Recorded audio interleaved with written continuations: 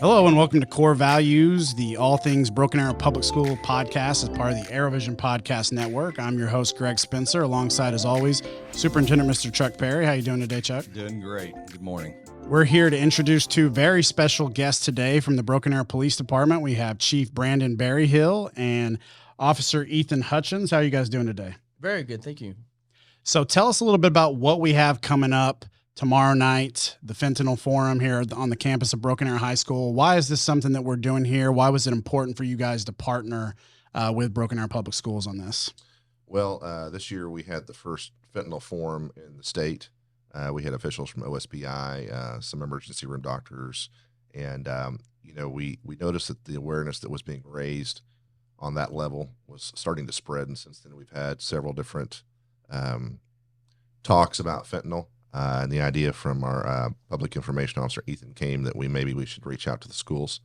And the partnership was seemed pretty evident. Yeah. And so we wanted to make sure reaching out to parents, anybody that wants to come, not just students and parents, but anybody, because we'll have some service organizations there to get the word out, because it's been around for a while, but I don't think people really are just now starting to talk about it.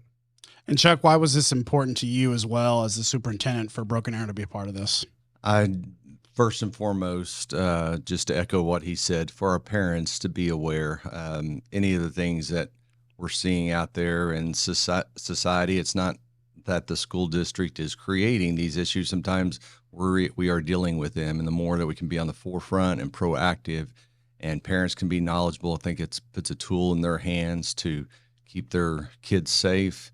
And if they're coming to school in the right frame of mind and safe, obviously academic performance is going to be so much higher. So to me, this is about informing parents, and then anything we get past that is a bonus. Yeah. Before we dive into this a little deeper, let's actually circle back and introduce yourselves. Tell us a little bit about your background. Let's start with you, Brandon. Yes, I'm the chief of police for Broken Arrow. I've been the chief for about 5 years. I've actually been with the department in my 29th year. Wow. Moved here in 94, actually from the Edmond area, so don't hold that against me. I lived in Edmond for 4 years myself. And been here ever since. Worked my way up through the ranks. I have married for 30 years this December to my wife, Sheris. I have two kids that went through the school system, Broken Arrow, both of them, and really enjoyed their time here. One was a Tyget and one was a drum major in the Pride, so we have a deep connection with the community and the schools. Yeah, very cool. How about you, Ethan? Well, I used to be a TV reporter for 8 years from Texas originally, and what I do at the PD is I am the spokesperson for the department, the public information officer. I also help plan events for the department, so we help go out in the community and engage with the public and have officers out there in a community engagement sense. I also help out with crime prevention discussions with homeowner associations and businesses to help them work on creating a safer environment around them. And that's what I do. Also am married, have a beautiful little girl at home, almost 2 years old. Nice. And, Getting any sleep these days? no, not at all. All right, so let's get on topic here, and let's talk about what is fentanyl and why should we be having this conversation. So fentanyl is an opioid, and I think everyone's pretty familiar with an opioid. There are some legitimate uses for fentanyl. So sometimes when people go through a surgery, they may have had a fentanyl patch. Yeah. But what we're seeing is the cost of marijuana coming across the border has gone down. So the profit margin is not there. And the cartels have switched to synthetic fentanyl and bringing that across the border. And, the issue with fentanyl itself, not in a controlled environment like in a patch or when a doctor prescribes it to you, is straight fentanyl, pure fentanyl is 50 to 100 times more potent than heroin. So everyone says, ooh, heroin, talk. So it's to couch it in that terms, that's probably the best way to explain how dangerous fentanyl is. Mm-hmm. And just a few pure granules of fentanyl, it can absorb to the skin and it can kill you. And so what we're seeing is fentanyl is being partnered with other street drugs to make them more powerful and make the profit margin higher. And, they are turning it into things that look like something that maybe someone may have experimented with in the past, thinking they're taking, something that was out of a prescription bottle and they're pressing it to make it look like that. But sometimes it's half, sometimes it's a quarter, sometimes it's full fentanyl.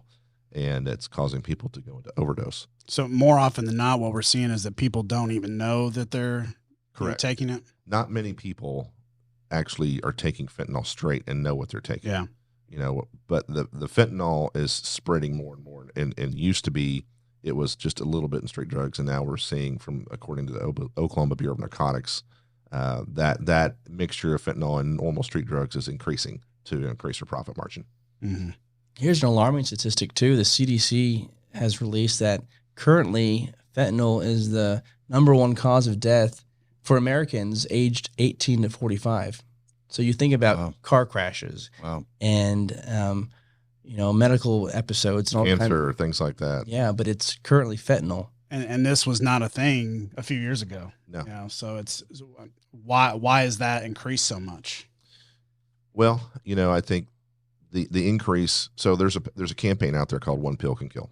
Yeah. And people will, for whatever reason, mental health issues or depression issues, or whatever, experiment with drugs. Yeah. And the issue is when you're buying drugs from someone on the street, it's not like you're going to a pharmacy and it has it's in this pill bottle and says, don't take this if you're taking this. It's not prescribed. Yeah. Some dude is just giving you something and you're taking it for a word that it is what he says it is. It may look like a Xanax bar, but it's not. It's straight fentanyl. And it's so powerful that if you don't have a resistance, and if it has too much, and they're not a scientific person that's measuring this stuff out in the correct manner, it can kill you. We between us and the fire department, which runs the ambulance service here in town, last year we administered over 230 individuals Narcan, which is the opioid blocker nasal spray to keep people from overdosing. The police department carries it, the fire department carries it. So and we had 3 or 4 deaths last year from overdoses. But if we hadn't had Narcan, that's probably going to be 230 citizens of Broken Arrow that would be gone. And officers have been susceptible to overdosing from it. In fact, our officers for a while just had Narcan in the patrol cars, but now they have it on their person because there's been videos out there of officers overdosing on fentanyl just by searching a vehicle. Less than 5 seconds, it can overcome you, and you can pass out. And if you're by yourself and don't administer Narcan, you can die. Mm-hmm. Are you seeing it across all walks of life, across all socioeconomic groups? So what we're seeing is obviously the 18 to 45 normally are the people that are engaging in probably the straight drugs more than anybody else buying it. Of course, our deployment in Narcan also covers other opioids also. So we're seeing people, and that was the deal with opioids in the beginning is doctors are prescribing too many of them, not realizing or whatever you want to say, that it was habit forming. And so maybe some of our older folks are probably on something that's more prescription related. But this is the age in which people engage in a lot more straight drugs. So that age bracket is what we're seeing. But, when someone becomes addicted to opioids, they're always wanting something stronger and stronger and stronger. And so that's the trap of drugs. It pushes you to the point to where you're in a bad spot as far as your own life. And if you talk to some of these mothers who will be at the forum tomorrow, they'll tell you that they never would have realized their children would have been wrapped up in this or touched by it in any way. Because you ask about walks of life, many of them were normal kids who weren't associated with drugs in any way. And so a lot of the testimonials from these parents they were shocked to learn that their kid, this is how they died. So that's why it's so important to get the word out to the kids, because you never know if you may know somebody who's around this. Or how do you approach it with parents? I know you don't want to be alarmist. To some degree, you probably do, but to let them know, but signs to look for, what they can do to try to curb this or prevent this from coming into their own homes. Well, every parent probably has this scare speech they give their kids, about don't do something or it's very dangerous. And in fact, I made Ethan watch the old bus safety video that I had to watch that was made back in the 70s that had the death zone around the bus. And if you slid underneath it, and he was shocked that they would show that to kids. But it scared the bejesus out of me. I was always careful around the bus. But the problem with fentanyl, and I truly believe this when you talk to these mothers, is you've got kids that probably never experimented with drugs. And the issue is one pill, one time can take that kid's life. And so it's not over exaggerating. You know, the danger is completely real, and it's not being exaggerated. And so the best thing they can do is just talk with their kids about why it's dangerous. You know, why it can kill them. And you can get on the CDC, you can look at Oklahoma Bureau of Narcotics and look at their stats and see the age group, and you can see what's going on. So this is not, you know, some of those scare movies that they used to make about other things. This is a valid scientific fact that fentanyl kills people, and it can do it with one pill. Who are some of the people that we're going to be hearing from at the forum tomorrow night? Well, we'll have Tulsa County Sheriff's Office, our sergeant, who is very specialized in Eric Nestor. In drugs, Eric Nestor. He'll be there and he'll be presenting.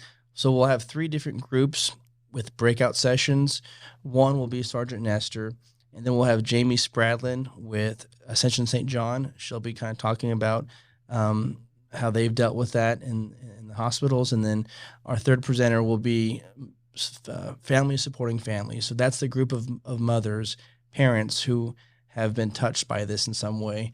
So that will be an impactful breakout session. We'll have 20-minute sessions with a 5-minute Q&A, and then we'll have vendors out in the hallway who will be available with information. The Tulsa County Health Department will also be there, and we're still finalizing a couple more, but we're shooting to have about 8 or 12 vendors out in the hallway with information. Assistance programs.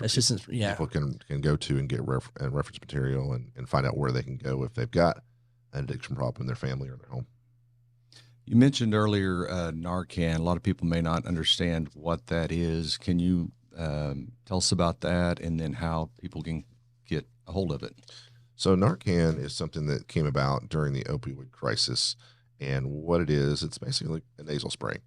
And what's great about Narcan is you can't hurt someone by using it. So let's say they have all the appearances of an opioid overdose, but they're not. If you give Narcan, it's not going to hurt them. It's inert if you're not having an opioid crisis. But it's the only thing that can block the receptors that can actually, it's like coming off of a hangover with a sledgehammer. It's it just blocks everything instantly. Sometimes we have to give 1 or 2 doses. And so officers a lot of times will carry it on their person in case they get exposed. We carry it on our first aid kits. And in fact, the city of Broken Arrow has been proactive, and we now have it in all of our city vehicles in case, you know, someone emptying the trash can in the parks may come across it. They've got it in the cars for their own employees. And so it's something that you can go to your local pharmacist about, and we've had a lot of strides going forward. There is a website you can go to, okimready.org, okimready.org. You can get on there, register, and get some free Narcan sent to your home. You know, obviously, treatment and prevention is the best, but if you've got someone in your home that's got an addiction problem with opioids, you should have some Narcan. And like I said, you know, our officers deploy it, our EMS personnel deploy it, but that takes several minutes for us to get to your home.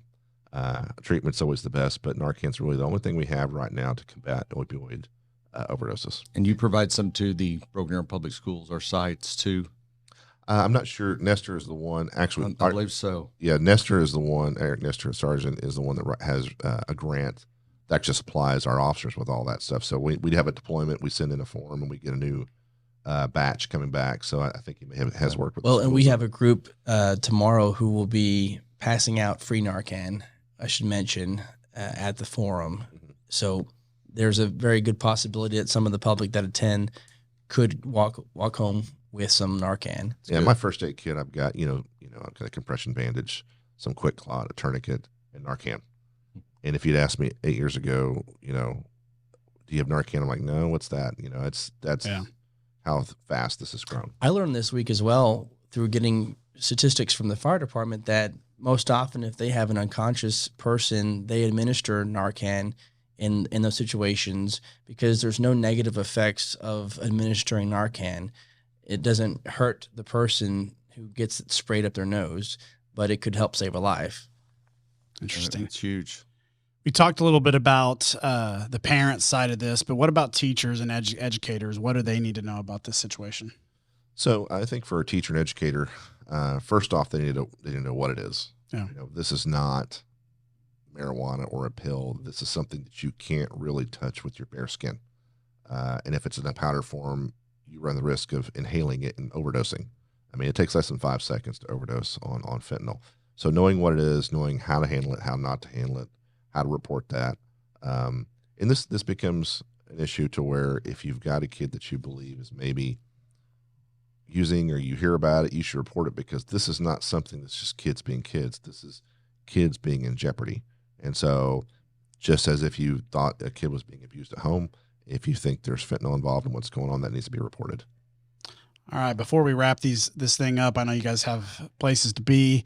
Chuck, do you have any final questions, or do you guys have any final things that you want to mention? I first of all, I just appreciate the partnership. You know, we talk a lot about the city and chamber and school district working closely together, and I appreciate Chief Berryhill and the work he does for our community and keeps us safe. And I think, you know, we think of the police department being reactive to crime and other things, but I love this approach, a proactive, let's get the word out. Appreciate what you're doing too, Ethan. And I think knowledge is power in this situation. Hopefully with these conversations with families and just the public in general, we can cut down on the number of overdoses that we're seeing within the city, because we're seeing it too often. It's not just in Broken Arrow, it's in Tulsa, it's across the state. And hopefully more law enforcement agencies and school districts can partner like this, and it can be a ripple effect, and we can cut down on these overdoses. Yeah, keeping the city safe is it's an ongoing thing. There's never a finish line. It's a journey. And for those of us that have raised our kids and got through this before this fentanyl thing has occurred, even though your kids may be gone and growing and doing the adulting thing, as an adult, you still need to contribute to keep your city safe. And that's more than just crime prevention and locking your doors and things like that. It's talking to your neighbors about fentanyl, being aware about fentanyl. You know, if you have a relative that you think has an opioid problem, talking to them about it. And so it's an ongoing process that if you stay here, that's the way you can contribute to keep the city safe. We want to remind everybody, tomorrow night, Thursday, February 16th, here on the campus of Broken Arrow High School, we'll be hosting this event. We will also be streaming it live to the Broken Arrow Public Schools Facebook page, and then you'll be able to watch that on YouTube as well after the fact. Guys, really appreciate you being here today, and want to encourage everybody that wants to be a part of this tomorrow night to come on out or watch from home as well. Thanks for having us. Thank you for having us. All right. That's it for this week's Core Values. We'll see you next time.